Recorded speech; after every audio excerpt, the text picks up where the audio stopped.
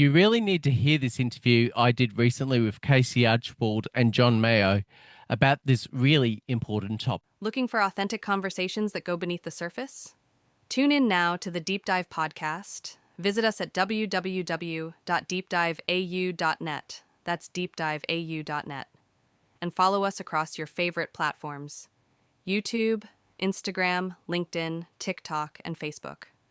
Just search at the Deep Dive AU. Join us as we dive deep into stories of neurodivergence, lived experience, and creating a more inclusive world. The Deep Dive Podcast. Conversations that matter.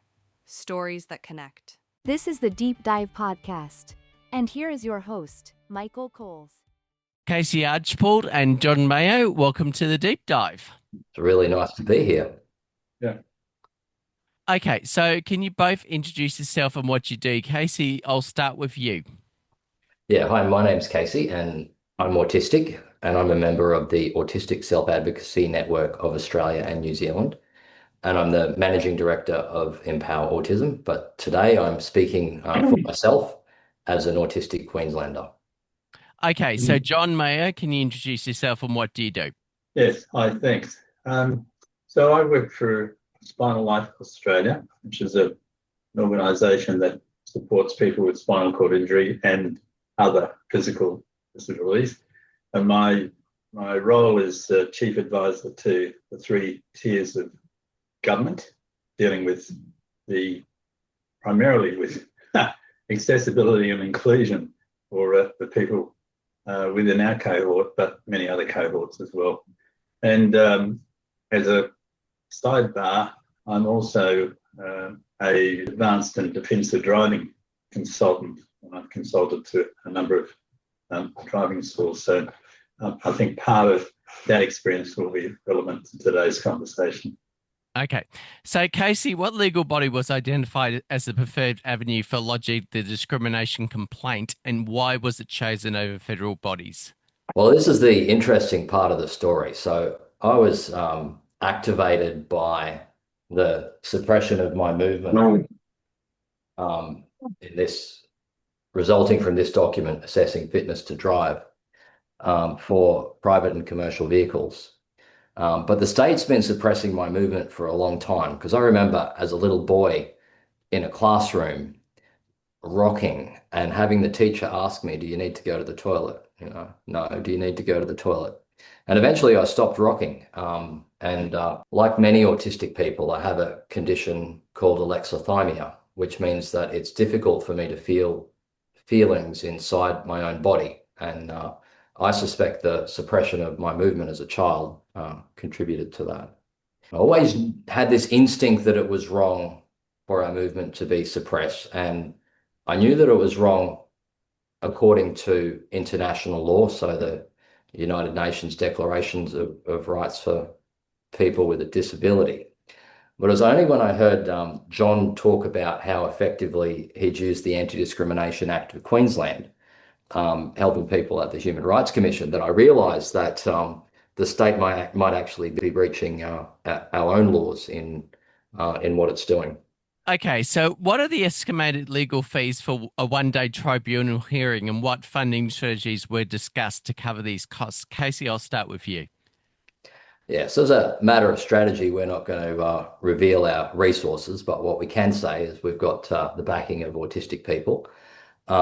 Even though what's happening to autistic people in this discrimination is bad, it's actually a lot of fun for me going through these documents and really digging out why. But look, if there are any autistic lawyers out there with an intense interest in human rights, we'd love for you to get in touch. John, I'll ask you the same question. So basically the legal fees for a one-day tribunal hearing, basically what did they cost and what strategies were actually covered in this to actually sort of like do this tribunal hearing? Well, we need to approach this slightly differently. For a matter like this, where we're dealing with a discrimination issue against people with a disability, you'd be lodging your complaint first and foremost with the Queensland Human Rights Commission. And that process is free of charge. That process will also get you a mediation, a hearing between the parties, also free of charge.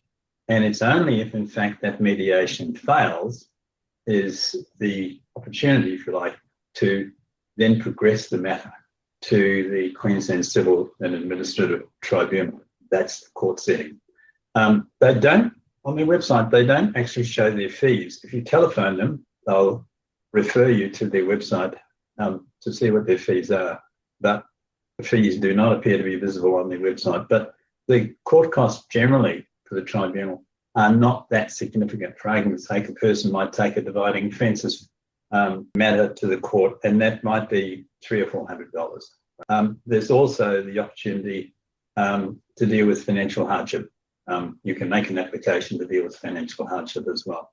So we are not talking about a high-cost jurisdiction here, say, by compared to the Supreme Court of Queensland. Casey, why is autism's inclusion in the Assessing Fitness to Drive guidelines considered scientifically unsupported, and what organisation debunked those claims?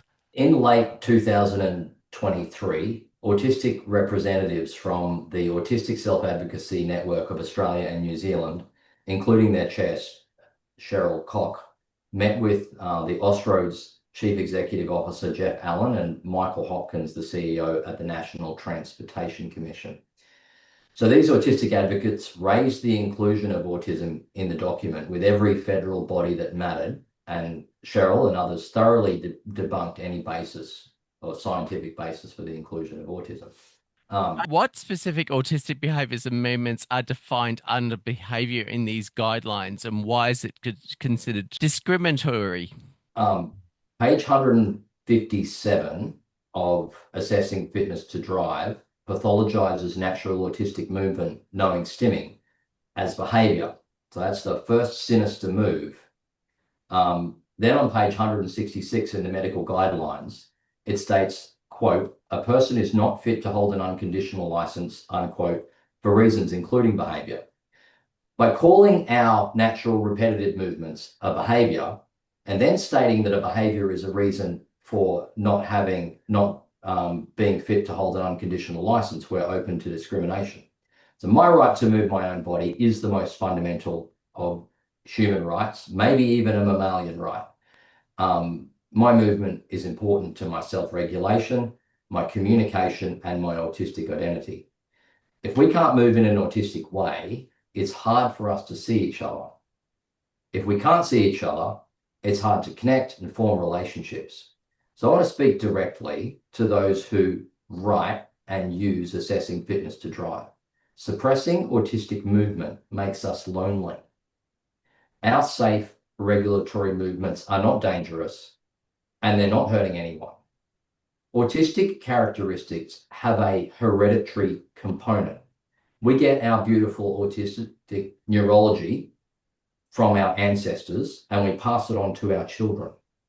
We're a proud people, and again, I speak directly to people responsible for the apparatus of state, which suppresses protected autistic characteristic movements. You are hurting us. Stop. Okay, so which Queensland Government Department was identified as the primary defendant, and what makes it the most strategically important target? Casey, I'll start with you. The Department of Transport and Mains Roads issues driver's licence in Queensland, and the federal advocacy kind of ended when the then federal minister pointed out that it was the responsibility of the states to issue driver's licence. And the federal minister may be right, as it appears we might have rights under Queensland law, that the Department of Transport and Main Roads might be routinely violating by using Assessing Fitness to Drive. We think that if the Commission finds that our characteristics are protected under the Anti-Discrimination Act of Queensland, that it's unlikely that the federal regulation will stand. That's why we're trying to change it here. Well, from the point of view of the customer, that is, the person with a condition, the pointy end of this for them is in their dealings with the State Department of Transport. That's where the rubber hits. And given then that it's the State Department that's dealing with it in this front end situation. The natural thing, or the natural legal choice, would be to use the Queensland Human Rights Commission, and if necessary, to use the Civil and Administrative Tribunal to deal with these matters. Casey, what does the research evidence say about the driving performance of autistic individuals compared to autistic drivers? Assessing fitness to drive is based on another document, Assessing Fitness to Drive Review. It's by the National Transportation Authority. And in Appendix C, they do a condition-specific road safety literature analysis for autism spectrum disorders and motor vehicle crash risk. They conclude, and I quote, "There is not enough evidence to determine the motor vehicle crash risk associated with autism spectrum disorder." So let me spell that out. There is no evidence that autistic people are more likely to crash than other drivers in the general population. But the review includes statements that are unfairly critical of autistic people's driving ability and autistic characteristics relative to the driving task. So the statements are incorrect, and they need to be brought to light individually and evaluated. For example, autistic people's famed caution in merging is safe driving, but has been pejoratively called, quote, decreased manoeuvring ability and hesitation in merging. Queensland's own message to its drivers is that roads are not racetracks. Conservative driving is a legitimate and safe choice and not a reason to discriminate against autistic drivers. Now, if you grew up in Queensland, you'll know the posters that say every K over is a killer, and including graphic crash images on billboards. So the state puts a great deal of effort into getting people to follow the rules, and then it's not then rational to penalise autistic fixation on rule following.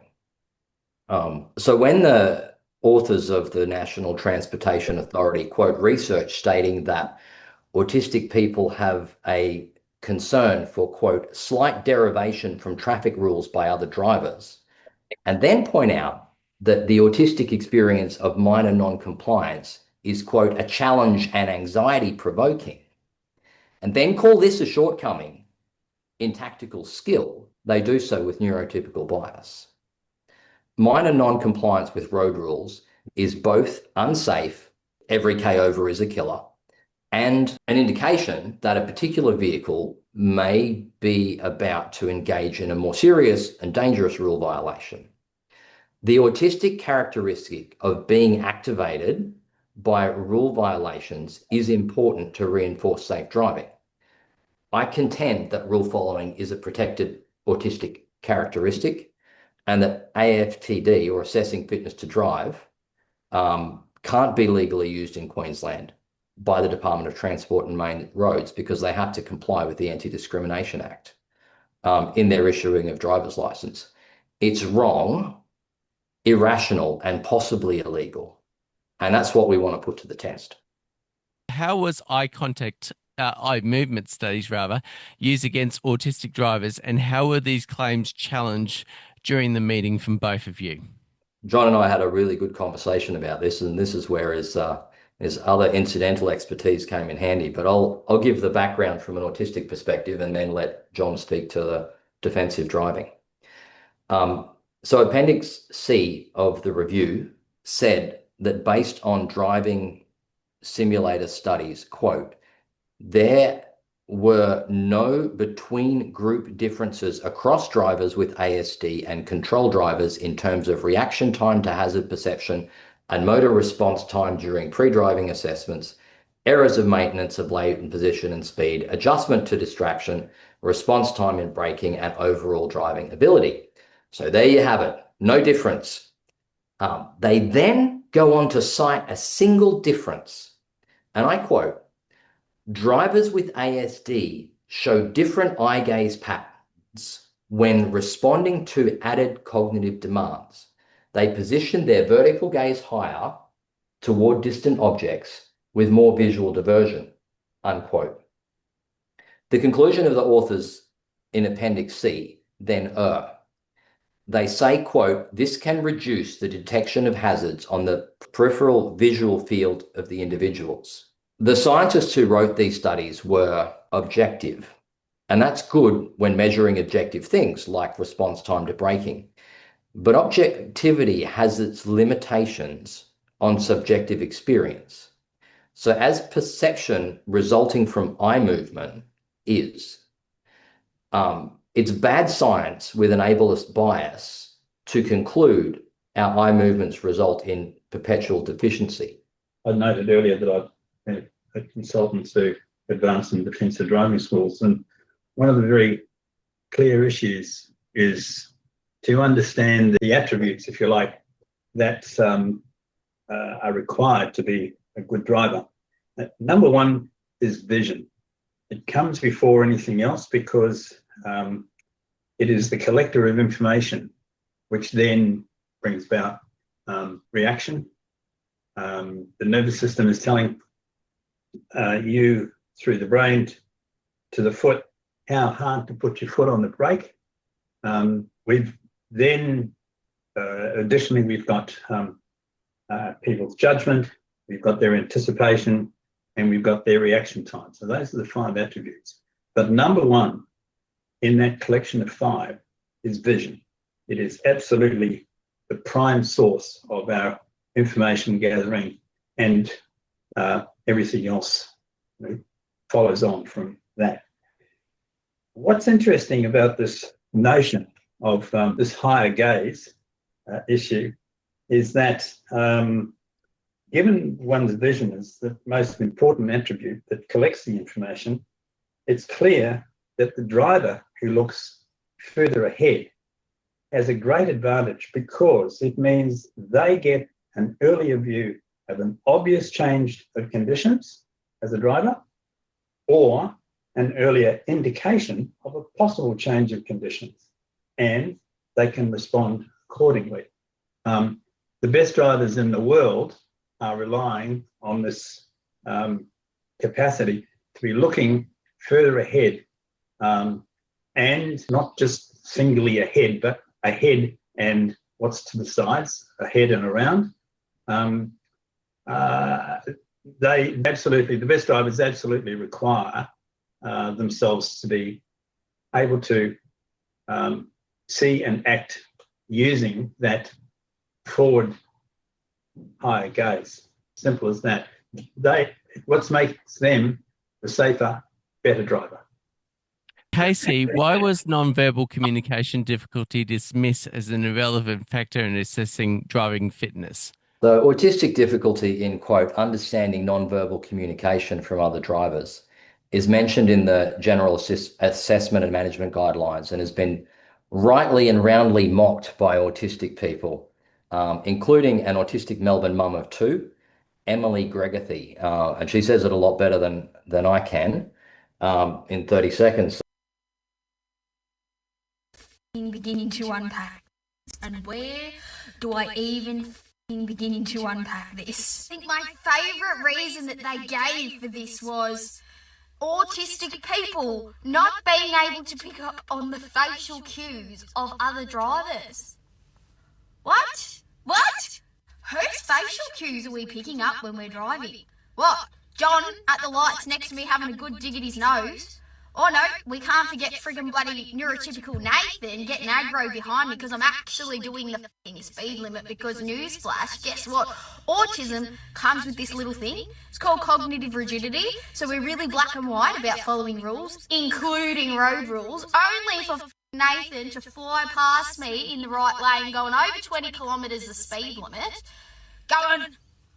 Pretty sure this is a pretty universal social cue. You'd have to be more than autistic to not be able to pick up on that one. Another reason was meltdowns. Well, that one I understand a little bit more than the facial cues. But, let's be fucking realistic here.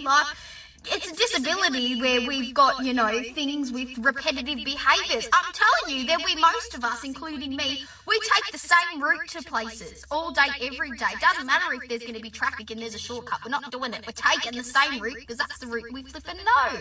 And does the government not realise that for late diagnosed people, we were autistic when we sat the original test, yeah? Like, if us people as autism could literally, if I could sit and do a test with a woman, literally perceiving me for 35, 40 minutes while I'm taking a test and not have a meltdown, babe, we'll be right. John, what steps make up the legal process from a lodging and the complaint through to a potential tribunal hearing? Reasonably straightforward.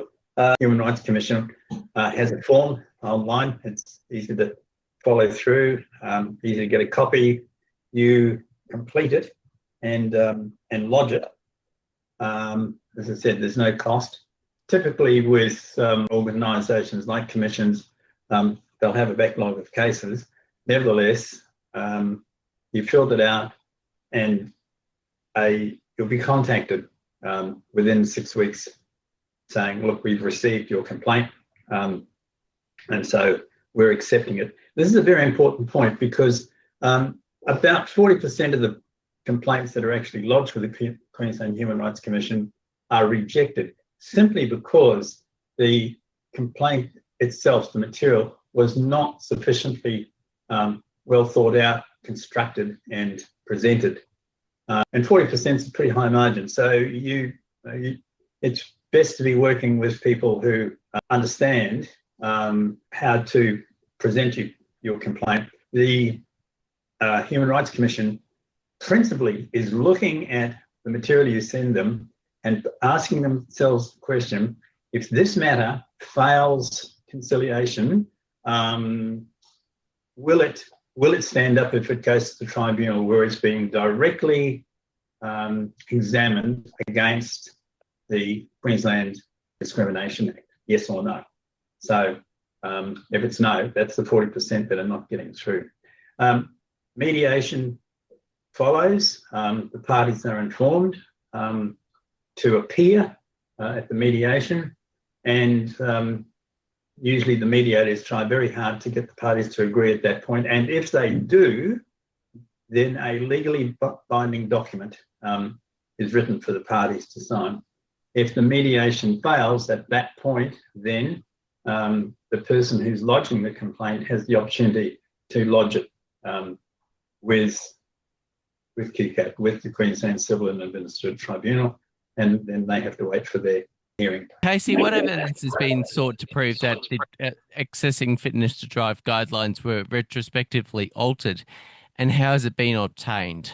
The addition of behaviour as a reason to deny an autistic person a driver's licence leaves us vulnerable to holistic bias because behaviour is everything all the time. There's a table on page 83 of the Assessing Fitness to Drive review that lists the reason a person is not fit to hold an unconditional licence. That review compares the previous version, the 2016 version, with the new version, which is the 2022 version. Now, on page 83 of the review, it lists reasons, and they don't include behaviour. And then it says there's no change in the 2022 version. But funny thing is, I go to the 2016 version, the online version, and what do you know? Behaviour is included. Where did the National Transportation Commission get the material or the quote they said was in the 2016 Assessing Fitness to Drive from? And more importantly, why did they say there were no changes to the medical guidelines when there were changes? Both Austroads and the Department of Transport and Main Roads claimed in their press releases that there were no changes. They even told ABC journalist Danielle Cahill in 2023 that to suggest otherwise would be, quote, misleading. So I have the documents that clearly prove that there were changes. Autism spectrum disorder is never mentioned in the 2016 version of Assessing Fitness to Drive, and autism spectrum disorder was included as a specific example for the first time in the 2022 edition. One way to make it look like there were no changes between versions would be to retrospectively alter the medical guidelines of the 2016 version by, say, adding the word behaviour. to make it the same as the 2022 version. Now, this autistic social scientist wants to know where the text in column 1 on page 83 of the Assessing Fitness to Drive review by the National Transportation Commission came from. You know, if indeed it came from an unaltered 2016 version, we might be able to find out through discovery. So we're going to have some fun with this. Okay, so what economic interests were identified as potentially driving the behavioural focus in the guidelines?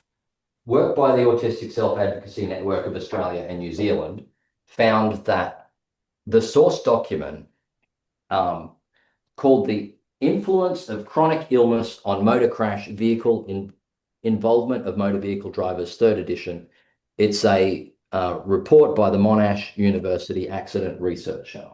Now, the first 207 pages of this massive report could only be described as a comprehensive analysis of all health and medical conditions that could be affect driving. And the analysis doesn't even mention autism and found no evidence that autism would impact driving.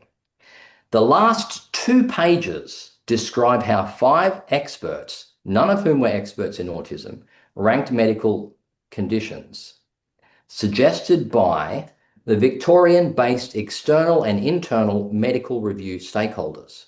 The reasons for prioritisation of medical conditions table on the last page cites limited research, professional uncertainty, and minimal guidance. Now, these don't justify linking autism to increased crash risk or including it in assessing fitness to drive. This document, worst of all, notes that stakeholders, some with financial interest in driver assessments for autism, have identified autism spectrum disorder as a significant condition. And as a result, autistic people are subject to expensive medical and functional evaluations due to, and the reason here, one reason is the availability of patient independence funding in Australia from the National Disability Insurance Scheme. So they added it because the stakeholders can get funding from the National Disability Insurance Scheme, not because autistic people are worse drivers.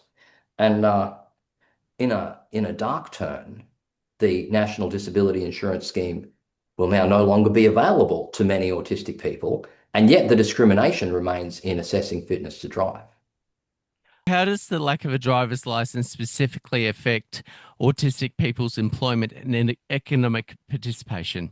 That's fairly easy. You think, what's the principal form of identification for a person?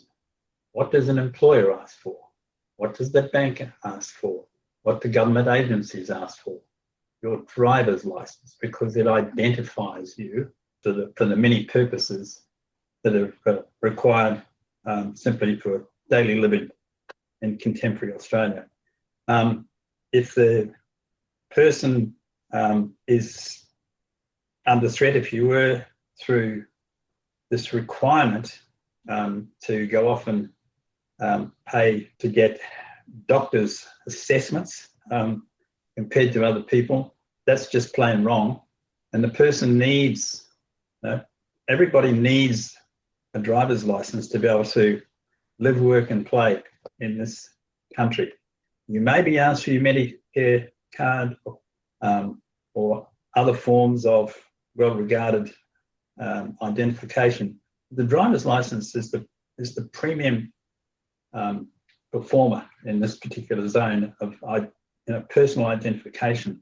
If you don't have a driver's license, you're not going to be able to get a job that involves either driving as part of your employment or it's going to impact you in terms of your ability to drive to and from work.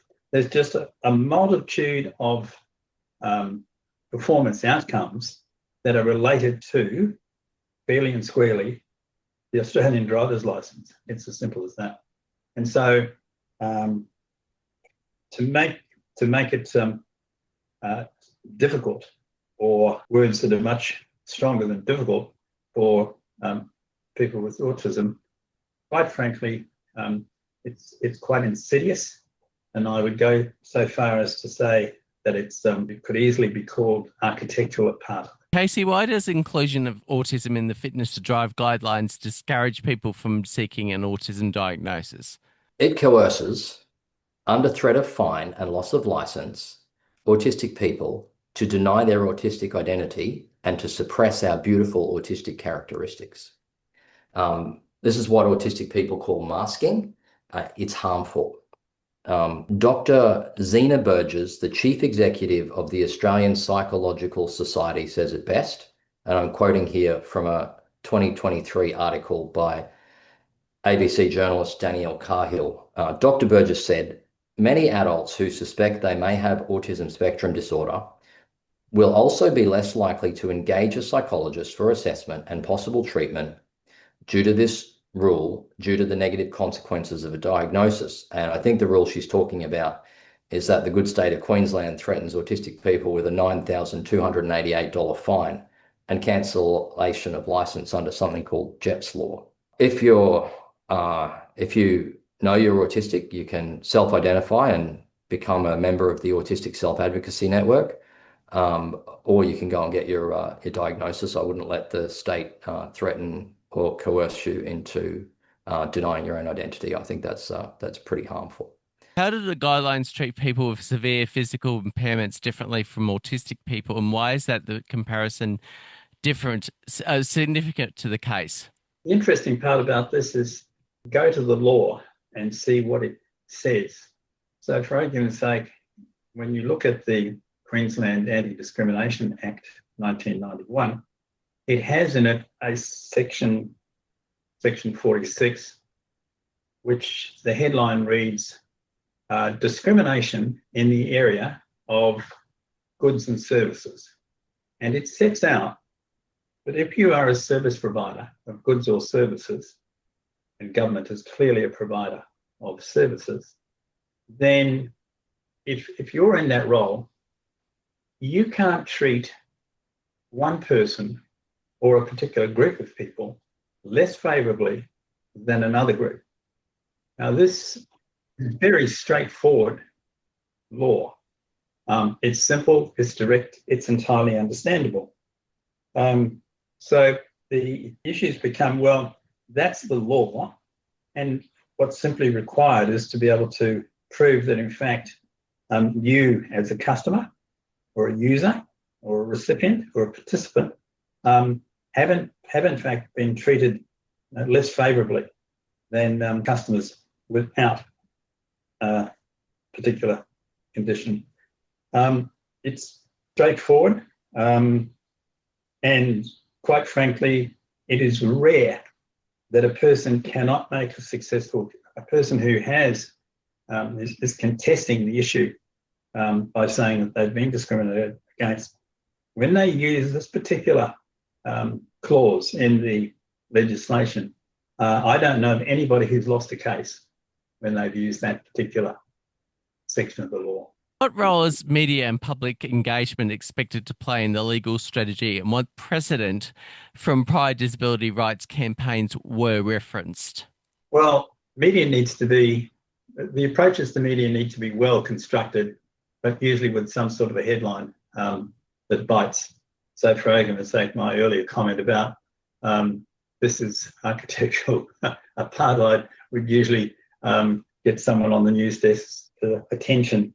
But media highlights the case in hand, and it causes the respondent, so in this case government, to take the matter far more seriously.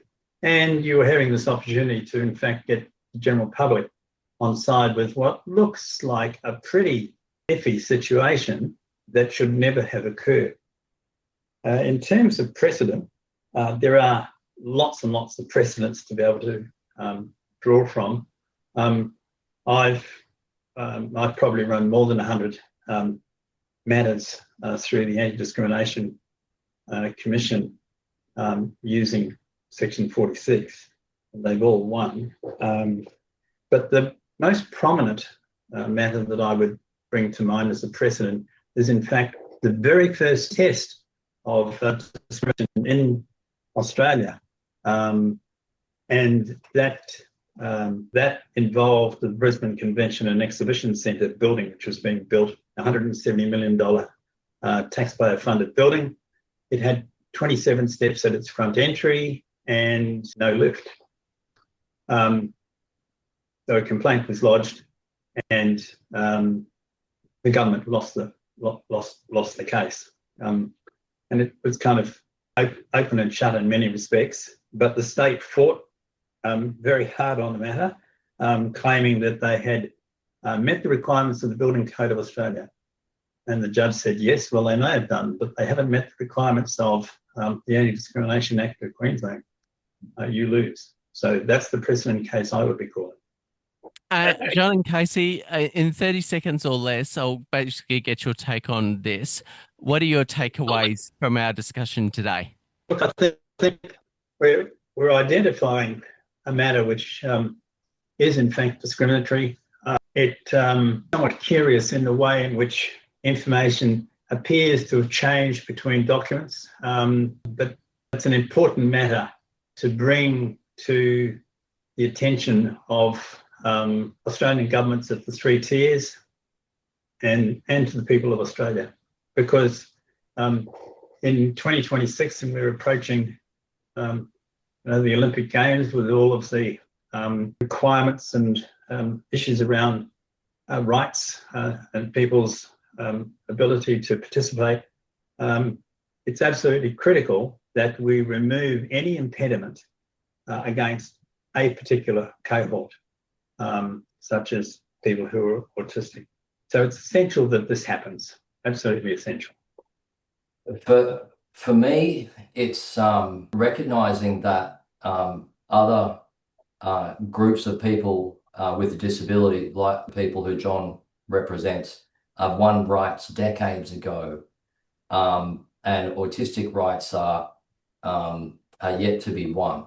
And so rather than struggling on our own as autistic people, they're reaching out to these other groups of representative bodies of people with disabilities who know how to do this, and seeking support, as I've been doing with John, is essential. It's going to make it a lot easier than fighting on our own.